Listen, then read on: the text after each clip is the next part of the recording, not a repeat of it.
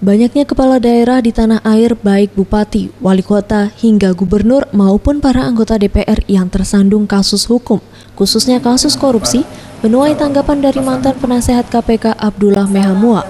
Usai menjadi salah satu narasumber debat kandidat Pilkada kedua Mura pada Jumat 27 November 2015. Menurut Abdullah, meningkatnya para pejabat daerah maupun para wakil rakyat yang terjerat kasus korupsi akibat tingginya kos politik atau biaya saat kampanye yang harus dikeluarkan demi mencapai kemenangan saat pemilihan kepala daerah maupun pemilihan legislatif.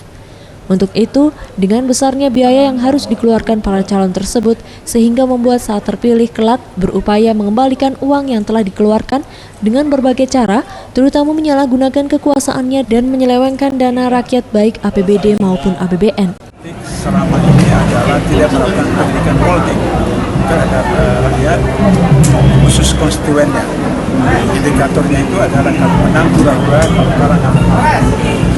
Apa yang dilakukan oleh KPU ini adalah satu proses untuk melakukan pendidikan politik kepada masyarakat supaya tidak lagi melakukan yang seperti ini.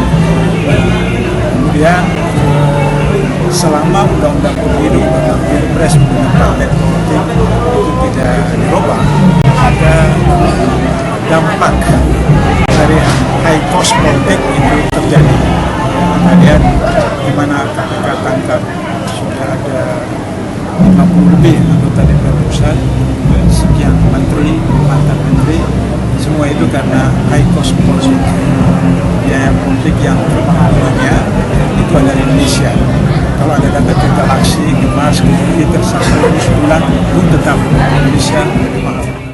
Ia mengharapkan kepada pemerintah dan DPR agar segera melakukan revisi Undang-Undang Pilkada dan Pemilu Legislatif maupun Undang-Undang Pilpres. Ferry Setiawan, Sriwijaya TV.